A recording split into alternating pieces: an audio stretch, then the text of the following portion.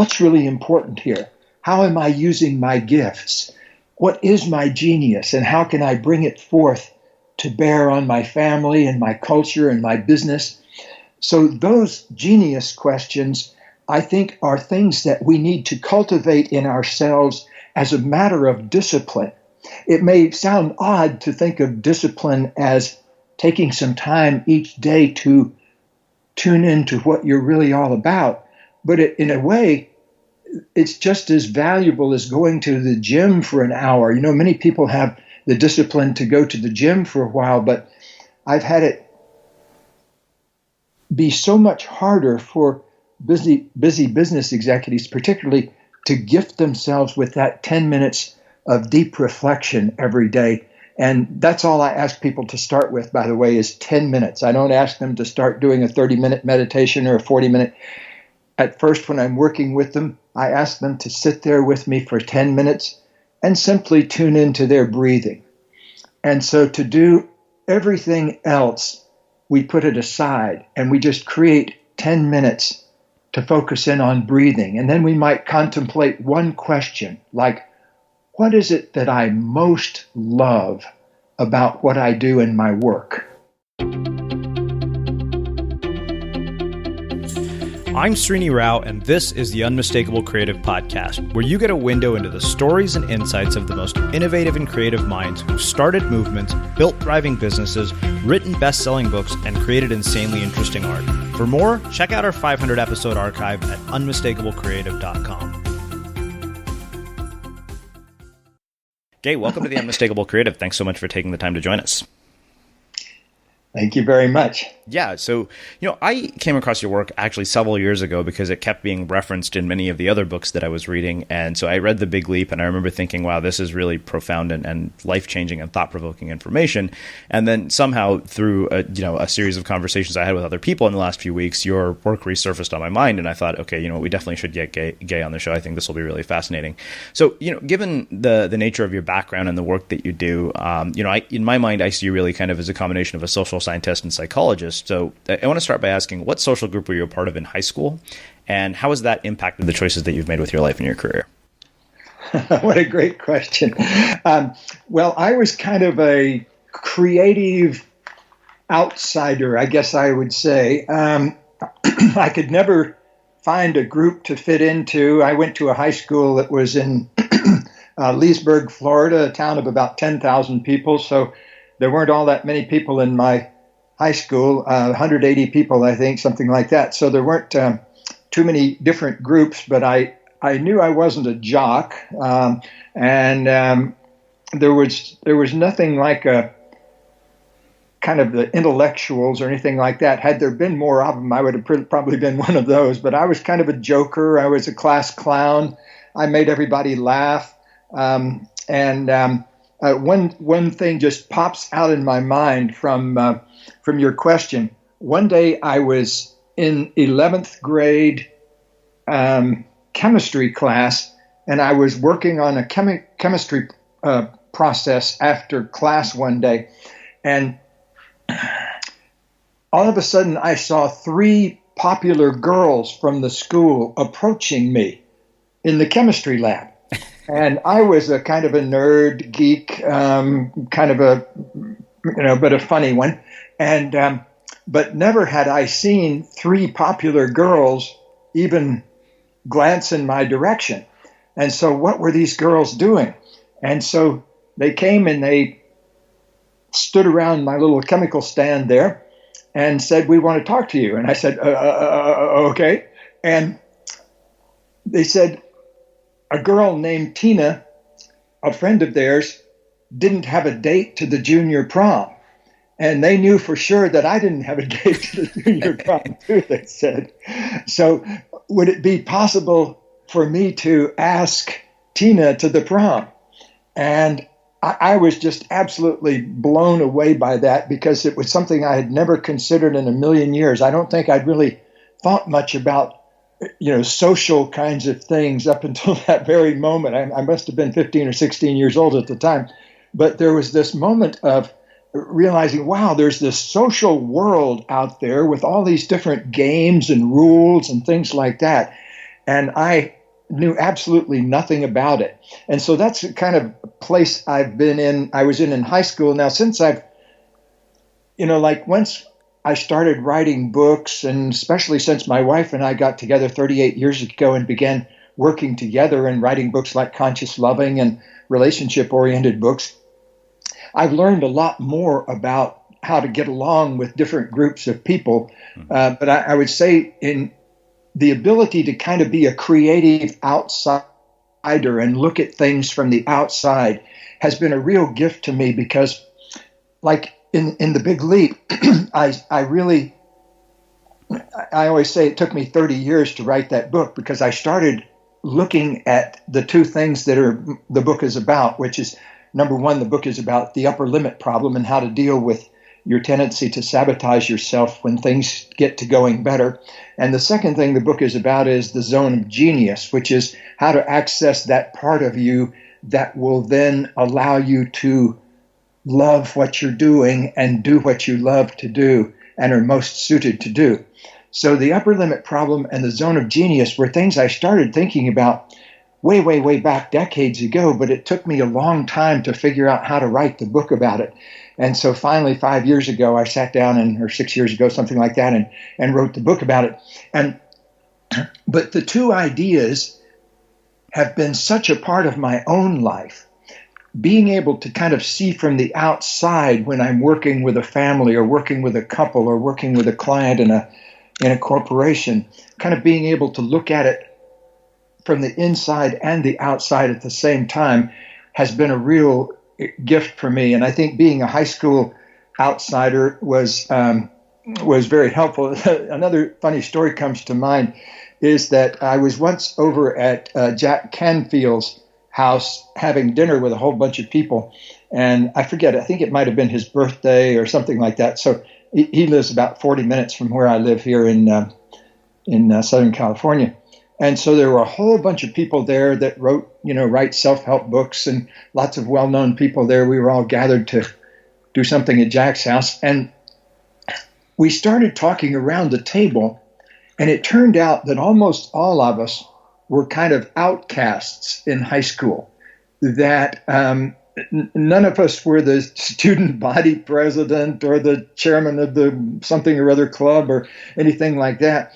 That we all had a little bit of outsider in us. And I didn't even think about that until that time, that there's a real value in not being down in the herd, so to speak. Ethologists, people who study animal migrations, talk about that there's always between 5 and 10 or 11% of a herd that kind of wanders off by themselves and looks over the horizon. And obviously the danger of being in that 5 to 10% of the kind of the wanderers off the edge of the herd is you can get in trouble out there. There's lots of predators afoot in that world. But on the advantage side, you get to see the new territory. You get to see where new things can happen.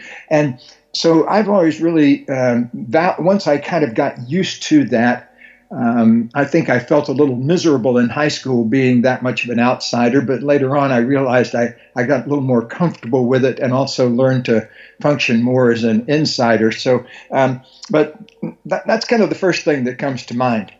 Wow. So many questions come from that. It's funny because, we really, when we look at the people who come to be guests on this show, almost all of them, I think, fall into that category of outsider in some way or another.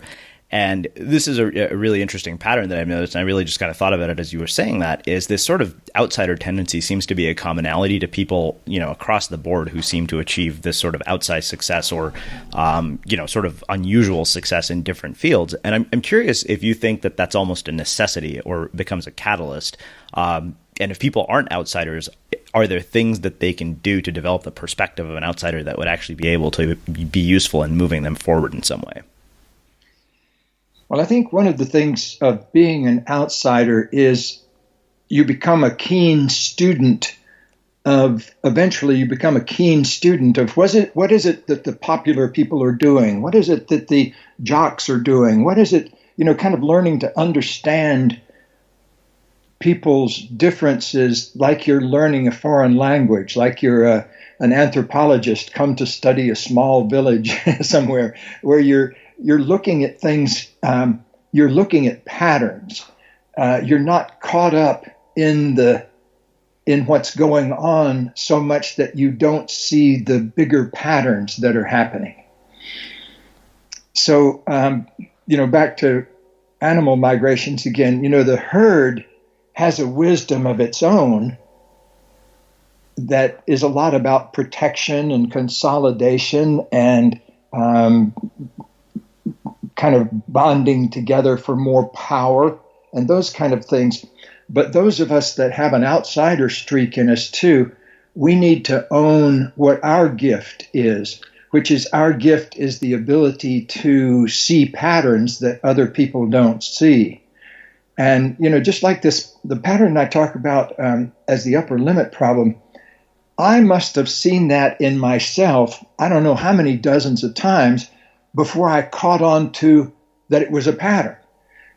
So, in other words, couples I work with, my wife and I have worked with several thousand couples over the years, and one of the things in couples relationships is they often develop a pattern that they don't even know is a pattern. Like, for example, one couple that I'm thinking of right now had a pattern of getting into a fight on Friday nights. But they'd done it, 50 or 100 times over the years, but it had never occurred to them that it was a pattern, that it always happened on Friday night. And so in our first session with them, we talk about people's issues like that. And one of the things we find out about is when they occur and what's going on when they occur.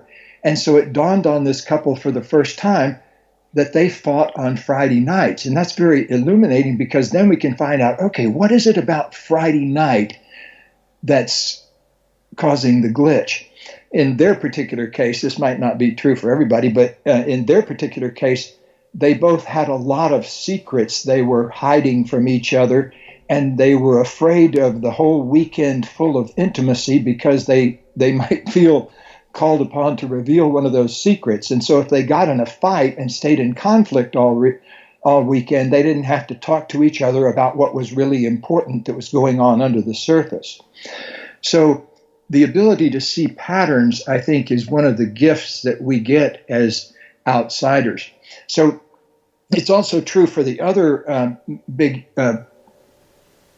idea that's at the heart of the Big Leap, which is the idea that each of us carries within us a zone of genius. And oftentimes, though we don't occupy that zone of genius, I'm not kidding when I say I have probably talked to 50 or 60 CEOs of companies, ranging everything from Fortune 50 companies to smaller businesses. And the CEO has actually said something like, "Oh, I wish I had more time to just sit and think. I wish I had more time. I wish I had 10 minutes that I could just go in a room by myself and tune into what's really important." Well, one of the things in my work with folks like that is to make them start having that 10 minutes or 20 minutes of deep reflection every day on what is my genius? What am I really here to do? What above all do I want to gift as my gift to our planet and our culture and our company? So asking yourself those genius questions, we almost need to carve out some time in the course of the day and discipline ourselves to do that, because there's such a pull in the business world, particularly, and well, pretty much any area that you're in, there's such a pull to get kind of consumed by the daily politics and the daily routine and the patterns within the business and that kind of thing. So you don't drop out of that for 10 minutes or 20 minutes now and then to say, what's really important here? How am I using my gifts? What is my genius, and how can I bring it forth to bear on my family and my culture and my business? So those genius questions, I think, are things that we need to cultivate in ourselves as a matter of discipline. It may sound odd to think of discipline as taking some time each day to tune into what you're really all about, But in a way, it's just as valuable as going to the gym for an hour. You know, many people have the discipline to go to the gym for a while, but I've had it be so much harder for busy business executives, particularly, to gift themselves with that 10 minutes of deep reflection every day. And that's all I ask people to start with, by the way, is 10 minutes. I don't ask them to start doing a 30-minute meditation or a 40-minute. At first, when I'm working with them, I ask them to sit there with me for 10 minutes and simply tune into their breathing. And so to do everything else, we put it aside and we just create 10 minutes to focus in on breathing. And then we might contemplate one question, like, what is it that I most love about what I do in my work? Or a genius question would be, what aspect of my work gives me the greatest amount of results compared to the small amount of time, the greatest ratio of results to time spent? See, questions like that go to the very depths of ourselves and ask us to tune in to, what am I really here to do? What do I really want above all to contribute during my time here on earth? And so in my own life, I learned to meditate when I was getting my doctorate at Stanford, and almost 40 years ago now. And it was a time of intense pressure. Like, I was so busy. I was just crazy busy. And everybody else was too. So I wasn't alone in that. But I was trying to work at a part-time job to make money. I had my little girl to take care of at the time.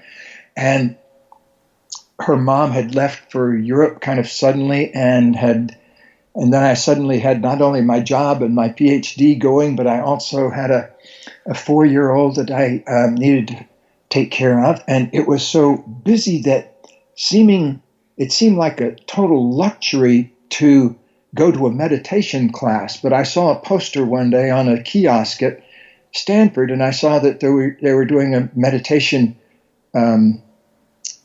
class. And I went to it, and it totally changed my life. And I truly haven't missed a day of meditation since back in the 1970s. So every day, like if you'd peeked through my window at 5:30 this morning, you would have seen me sitting here on the couch meditating. And I do that every day because I found that disciplining myself to do nothing is just as important as disciplining myself to do something. Because there's a great deal of something, and there's always something to be done. But there's nothing is kind of a rare commodity. It's feeling the space within yourself, feeling the actual sensation of open space within yourself, instead of the kind of freeway traffic jam of ideas that are bouncing through your head usually. But to clear a space every day where you're getting in touch with your own essence consciousness again. It's a pretty rare luxury in today's busy world, but I really pretty much insist on people that I work with creating the kind of discipline so they can literally do nothing for 5 or 10 or 20 minutes or 30 minutes every day. And in that space of creative nothingness, so many new ideas are born. I've created and sold several major businesses to publicly traded companies in my entrepreneurial life, and all of those came from meditation. In other words, the little germ of the idea jumped forth in meditation. And so I'm a big believer in creating that kind of like that creative nothing space where you're open to pure creativity, but not putting in any new ideas. So if any of our listeners today are inspired as a result of this, I'll consider it my job well done if you will take at least 10 minutes today to go in a quiet room and sit down and just ask yourself, what is my genius? What is it that I most love to do? what is it that when I do it, even if I only do it for 10 or 15 minutes, creates the biggest possible abundance of contribution? Wow. Okay. So many questions come from that, as you might imagine. And I want to come back to this because it raises just probably another 40 minutes worth of questions. But I want to ask you one other question. You mentioned you grew up in a small town of 10,000 people. And I'm really curious about the impact that growing up in a small town like that had on your perspective on social relationships and social dynamics.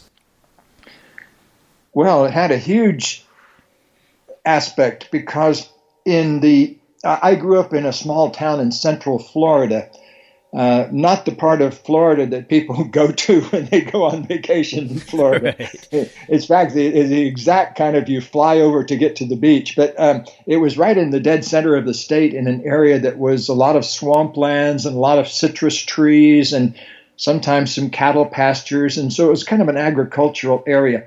Now, if you went to that area, all the pastures and stuff like that have kind of disappeared, and there are retirement communities and retirement villages and trailer parks and things like that there. So it's a much bigger place. But in my time when I grew up there, it was largely agricultural, and it was also racially segregated. So it was completely different than anything that goes on today, because in the town I grew up in, there was one high school for the white kids and one high school for the black kids. And there were no other minorities in that time.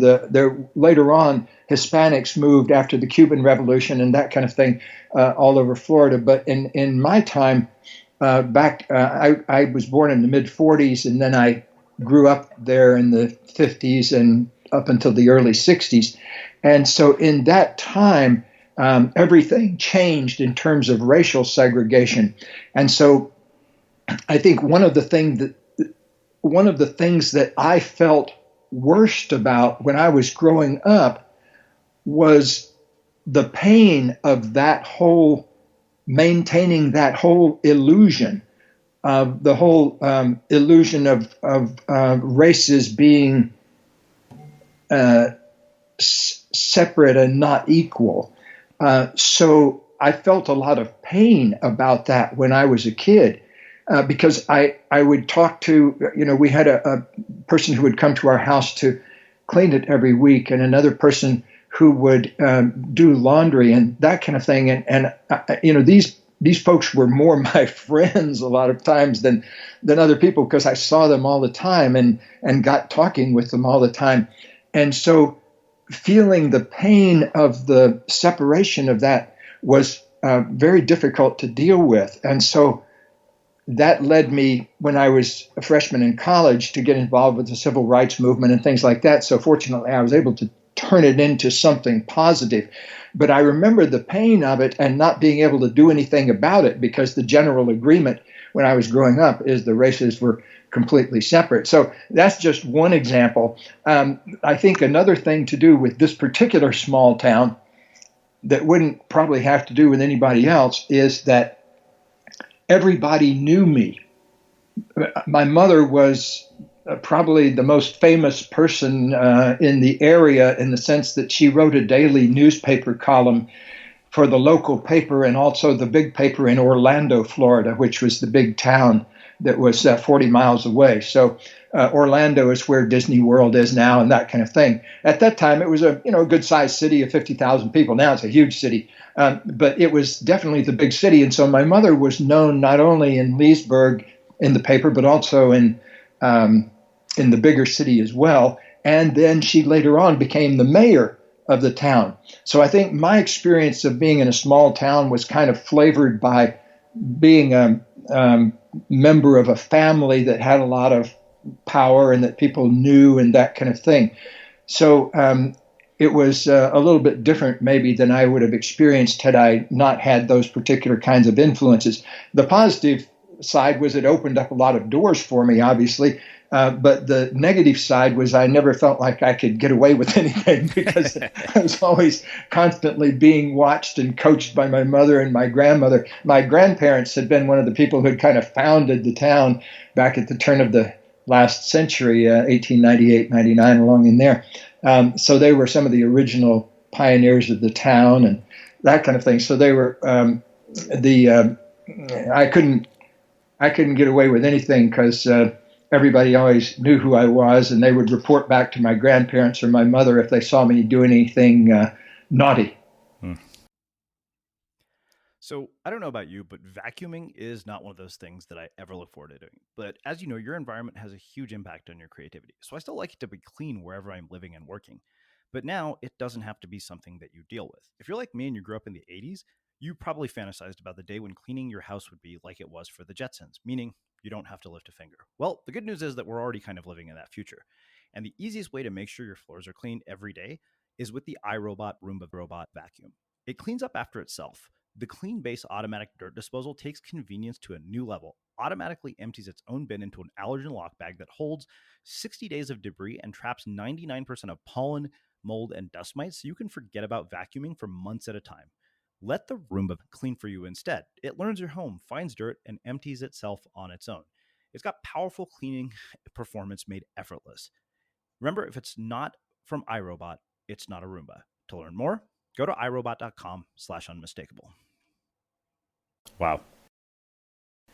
Earlier in our conversation, you mentioned that you do a lot of work with couples on relationships, and this is a personal question. What is it that is the cause of our issues in intimate relationships? And if we're unable to find them or we struggle with them, what is the explanation for that? Like, why do people who are not in relationships have such a hard time getting in them? I'm asking this for personal reasons, obviously. I'm just very curious, kind of what your research and what your work over the last several years has shown you about that.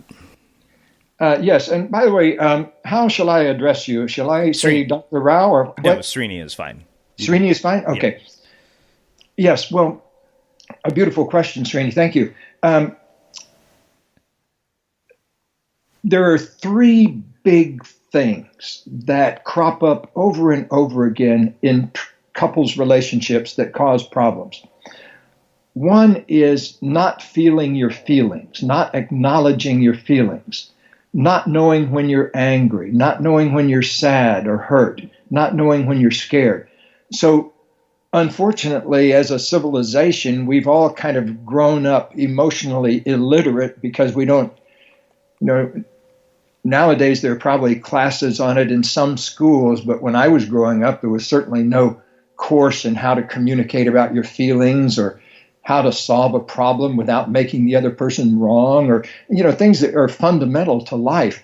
And so most of us grow up with a lot of amnesia about our feelings, and we don't know when we're scared, or we don't realize when we're sad. So inability to feel our feelings causes a lot of trouble.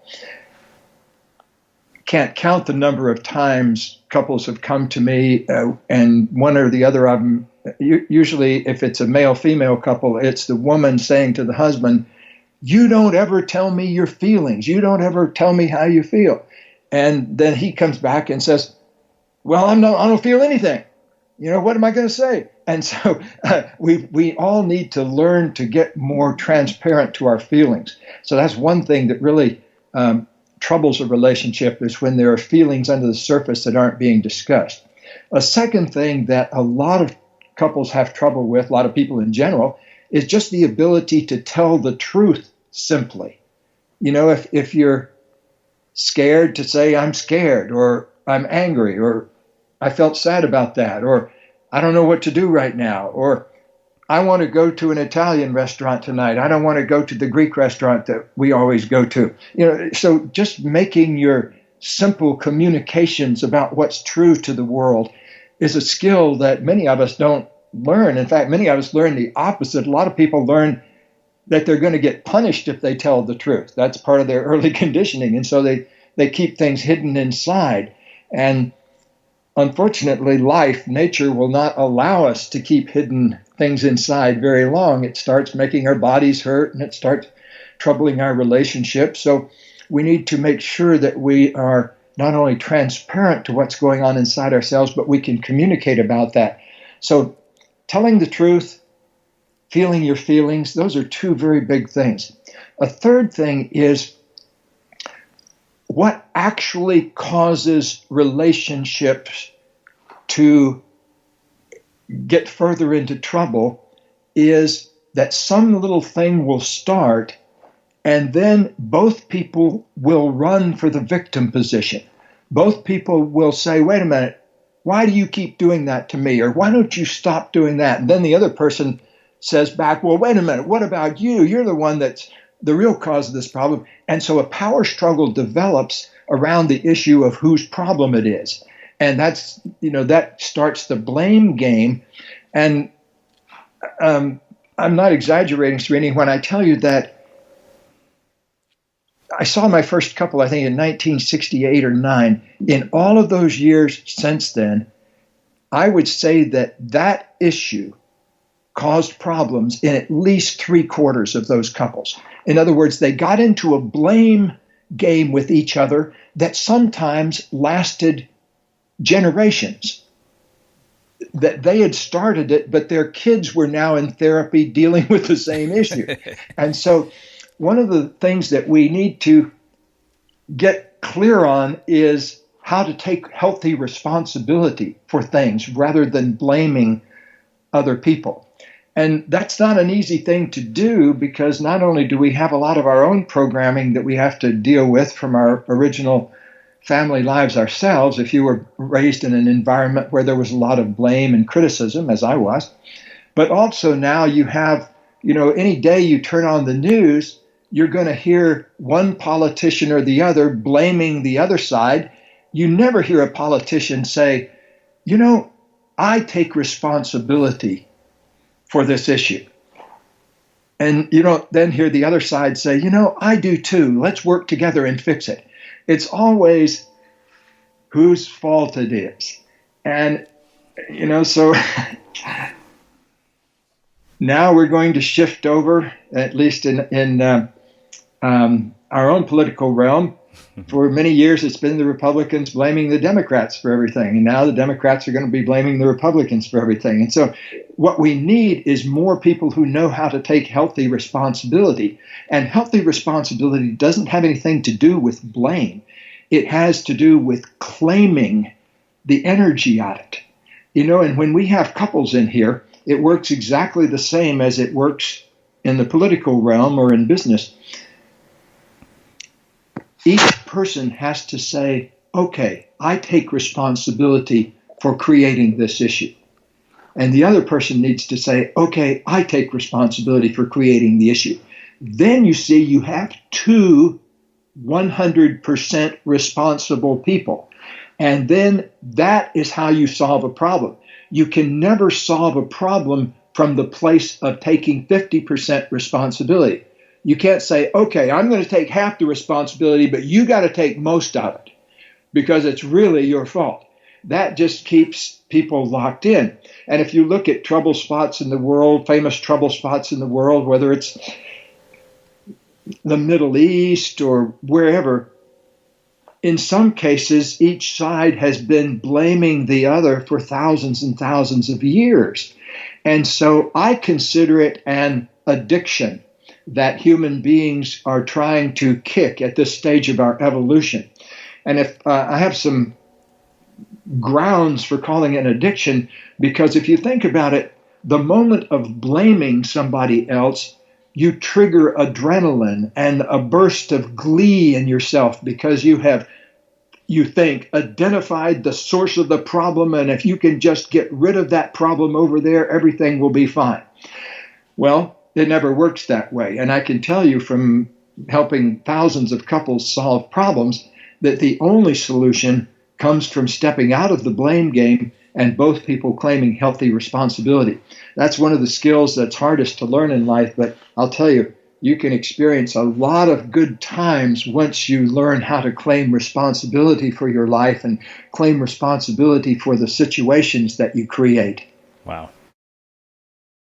Well, let's do this. Let's shift gears. I want to really get into the zone of genius concepts. And there are a couple of questions that really arise from this idea of the zone of genius. One is, does everybody have a zone of genius?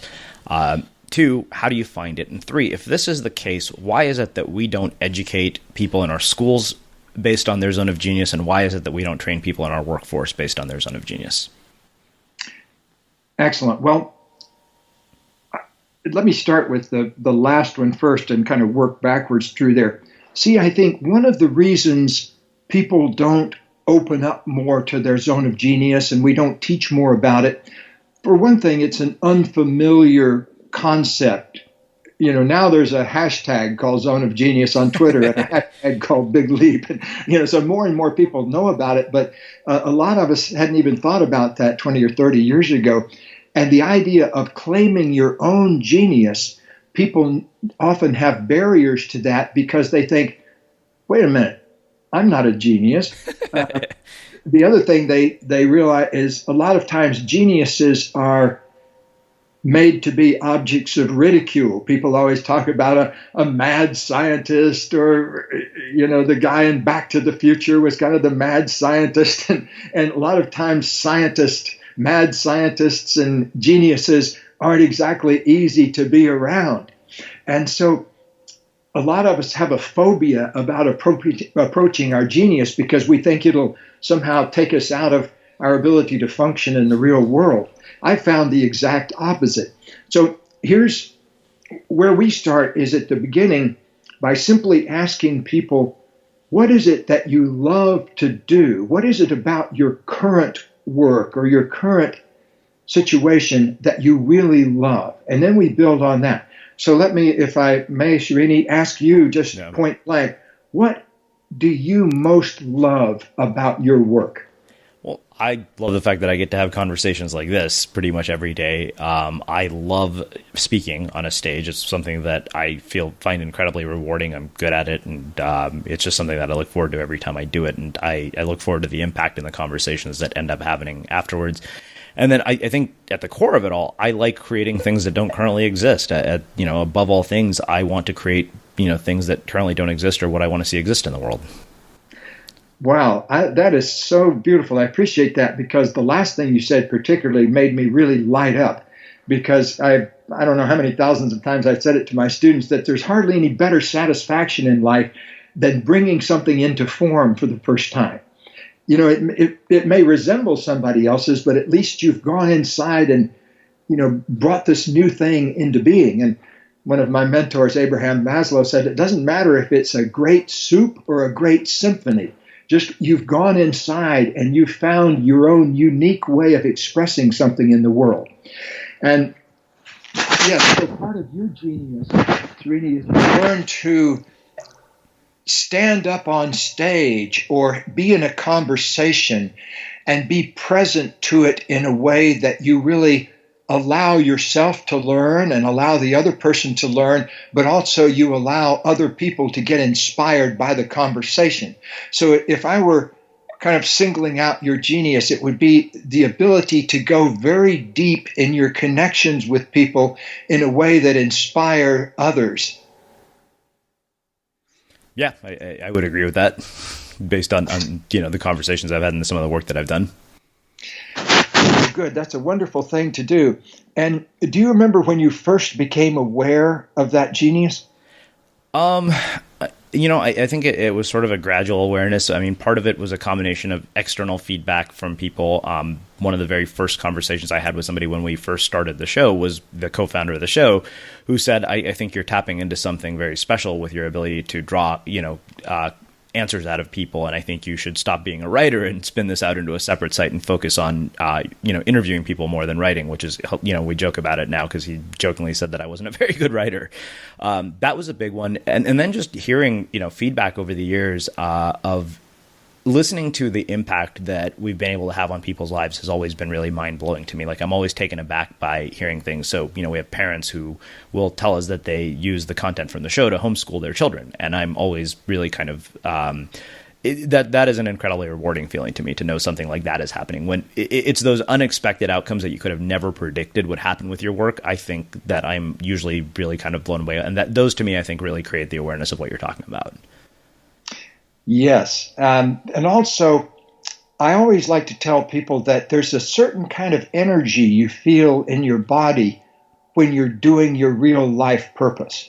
Like in 1977, I was driving along one time and I was listening to something on the radio, some speaker saying that a good many of life's problems comes from the from the lack of a clear focus, a clear life purpose about what your life is really about, what you want it to be about. And as I was writing along, I realized I'd never really formulated into a good, clean sentence exactly what my life purpose was. And I remember going home and just kind of sitting down for a while and thinking about that. And what I came up with is that I expand in love, creativity, and abundance every day as I inspire others to do the same.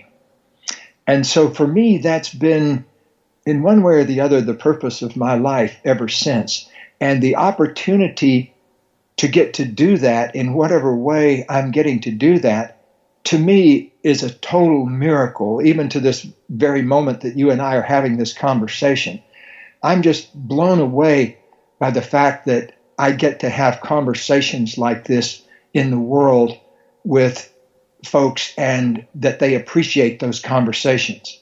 I remember the first time my wife and I were on Oprah 25 years ago, suddenly to realize that instead of talking to 10 people in my living room running a couples group, we were talking to 10 million people at a time. And to suddenly realize that before the day was over, 10 million people were going to hear an idea that they might not have heard about before, some of the very ideas that you and I are talking about. And, you know, I then after we flew out of Chicago and we went back home, the next night we were back working with 10 or 12 people in our living room again. And it really doesn't matter the venue of the form. When you're doing your life purpose, then you have access to a certain kind of energy that really has a life of its own, but it can also be used as a guidance mechanism for letting you know that you're right in the sweet spot of your purpose. So I really invite all of your listeners to keep tuning in to Genius until they get that feeling inside where they know when they're operating in their zone of genius. It's a certain distinct experience that for me, I feel it as a sense of open space, but kind of like a thrill in that open space, kind of like a thrill of bliss or pleasure in the middle of a large open space. And that's what it feels like to me when I'm operating in my zone of genius. When I started out thinking about this, way back before I wrote The Big Leap, I think I was spending maybe 10% of my time in my zone of genius. But as I got more and more able to identify what my true genius was, I got to where I was spending 20, 30%. And I remember setting this outrageous goal of spending 50% of my time in my zone of genius. And it seemed outlandish at the time because I was still at the time a university professor and had to do a whole bunch of things I wasn't really enjoying doing, like faculty meetings and long, boring committee meetings and things like that. And one of the things that university professors are absolutely geniuses at is taking a 10-minute problem and turning it into a 3-hour committee meeting. And so I was getting a little bored with that. But suddenly this idea that I was going toward a goal really turned me on. And so it didn't take long to hit that 50% measure. And then I set the goal of doing 70% of my time in my zone of genius. Pretty soon, a few years later, there I was. Now I'm probably around the 90% mark. You know, I have to get around in the world, and I wouldn't say it's exactly my genius to get in my car and drive over to Santa Barbara to give a speech, but it's something I need to do to get there. And so I wouldn't say I'm a genius sleeper by any means, but I need to do it in order to have a good life. So the time that I'm awake and moving around, though, 90% of my time I'm spending in my zone of genius, doing what I most love to do. And that's what I want everybody. I mean, I want to live on a planet where everybody's doing that. Isn't that a much better idea than anything we've created so far? Oh, yeah, no doubt. That which is why it prompted the question of why is this not more prevalent in the workforce and our education system? I think it's fear. I think it's based on fear of genius. But like any other fear, you can either get over it by jumping straight into it and breathing your way through it, or you can kind of sneak up to it in smaller and smaller doses. And if you don't like the jump in all the way technique, just start with 10 minutes of sitting in a room by yourself doing nothing but asking yourself, what do I most love to do? The great philosopher Blaise Pascal said that all of humankind's problems come from the inability to sit in a room by ourselves for 10 minutes doing nothing. Well, let's talk about the upper limit problem. I think the easiest sort of more practical framework to look at it through is money, just because it's something that I think about. Why do we even have an upper limit problem? And more importantly, how do you identify it and overcome it? Yes, an upper limit problem. Well, everybody has them. For example, let's say you go on a diet and you start losing weight. You're eating well for a couple of days, and then all of a sudden you just got to have a quart of ice cream. And so you sabotage your diet. And I've talked to tons and tons of people who did something like that in the course of learning how to lose weight. Or you get excited in January, as you probably know, health club memberships skyrocket. People troop down after the holidays and they join a health club. And of course, the business model, I don't think I'm telling a big secret here, but the business model of all health clubs is based on a tremendous number of people joining and very few people actually coming. So it's an ingenious business model. The thing, though, that people do is they go down and they start exercising for a few days or a week, and they start feeling better, and then they stop going. So what happens, I think, is that because most of us aren't accustomed to letting ourselves feel really, really good, what happens is we start feeling a little better. We start feeling more energy. We start feeling more vibrance and aliveness. And we're not accustomed to that, and it brings up a fear. In fact, it brings up several fears. I can tell you the specifics in a moment, but just think of, you start feeling better, and then up comes this fear of, oh my gosh, I'm entering the unknown. Do I really deserve to feel this good? Is this okay? And then, oops, we hit an upper limit. So we bring ourselves back down. You've probably seen on YouTube or some example of, or at least heard about what crabs do in a bucket. They're in a bucket, and if one of the crabs starts to crawl out, the other buckets will pull it back. The other crabs will pull it back down into the bucket. And so we all have a crab and a bunch of crabs in us that are trying to get free and trying to pull us down at the same time. And the force of our old programming. In Australia, they call it the tall poppy syndrome. That's their word or their phrase for the upper limit problem. They say, don't stick your head out above the pack, because the farmer will come along and cut off the tall poppy first. And Australia, of course, is, a lot of the ancestors of people who live in Australia, it was a penal colony for England. And so I've met lots of Australians who said, oh, yeah, my granddad came here in chains. And so in a convict situation, in a prison, in a penal colony, there's a tremendous influence in not sticking out above the crowd. Same thing if you go to another culture, let's say on the other end of the world, if you go to Sweden, you'll hear a word right away. You'll run into a word called lagom, and it means in Swedish, don't be too far ahead, don't be too far behind. Don't get up, don't get down. Just stay right in the middle. Don't feel too good, don't get bummed out. Just feel okay. So it's a cultural concept that has ingrained itself, and I'm sure there are many, many others. Those are just two happen to be the ones where I've gone someplace and immediately encountered their name for it. But the problem has been with us for a long time. One of the biggest fears that human beings carry around is the fear that there's something fundamentally wrong with them. They have a fundamental flaw in them. And sometimes if they've gotten a lot of heavy religious programming, with sin and stuff like that, they take on that I'm fundamentally flawed aspect of themselves and think that's who they really are. There's different versions of it. There's I'm sick, or I'm not as smart as everybody else, or I'm not as good as everybody else, or I come from the wrong social class, or I'm, something that they take on as an ingrained limit. That's that feeling of being fundamentally flawed.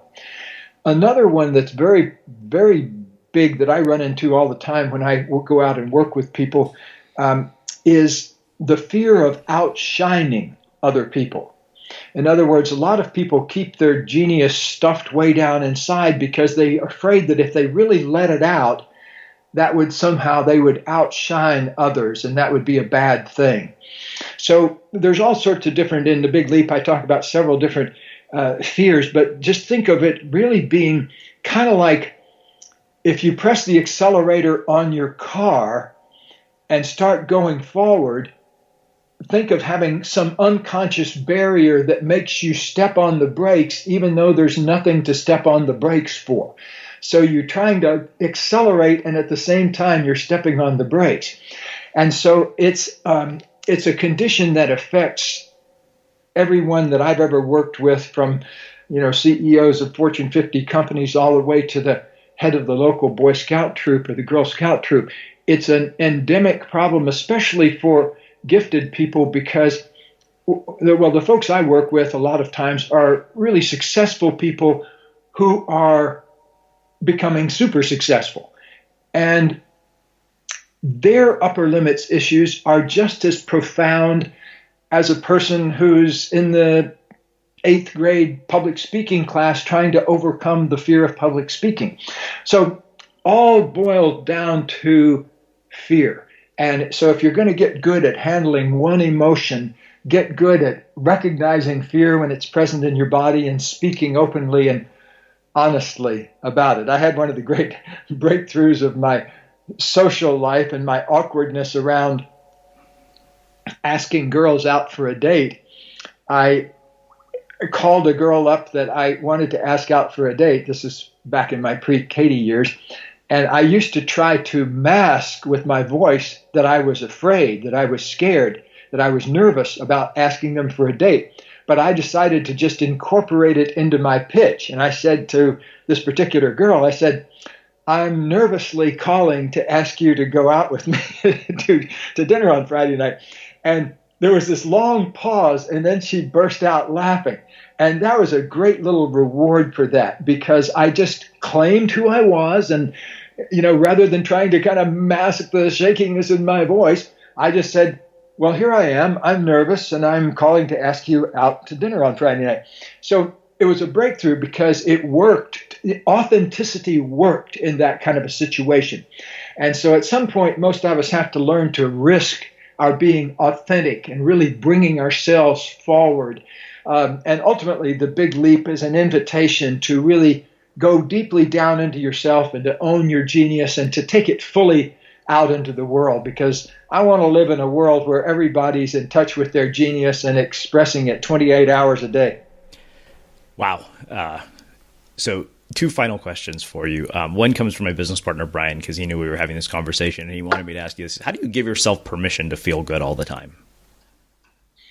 Well, start with something simple, like start with 10% of the time. Ask yourself, would I be willing to spend 10% of my time feeling really good? And then see if you can get really bold. See if you can go up to 50% of my time feeling really good. So first, everything in the world of change starts with commitment. You need to make a clear, heart-centered, heartfelt commitment. If you really want to feel good all the time, first start with that commitment. That's what I did. I commit to feeling good all the time. And so it took me a while to make it happen, but it's been a long time. I haven't even had a cold or a flu or anything like that since 1996. I keep track of these things. And so this is my 21st year of being free of a cold or the flu or anything like that. So I have a real commitment to feeling good all the time. Wow. Well, this has been amazing. You really, truly have packed this with a lot of just insanely brilliant and beautiful insight. So I have one last question for you, which is how we finish all of our interviews at the Unmistakable Creative. What do you think it is that makes somebody or something unmistakable? The ability to open to the fullness of their potential and to bring forth that in a clear, straightforward way, in a way that serves other people. Wow.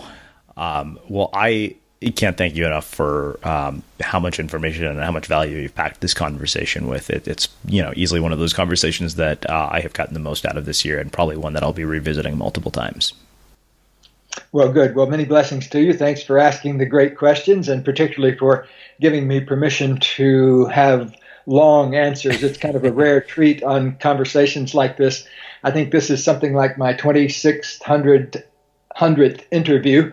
I keep track of these kind of things, and I always love to be asked a new question, and I also love the fact that you gave me permission to be as long-winded as I wanted to be with the answers. So it's very different than having to stuff everything into a 20-second soundbite. Well, I really appreciate that. And for everybody listening, we will wrap the show with that.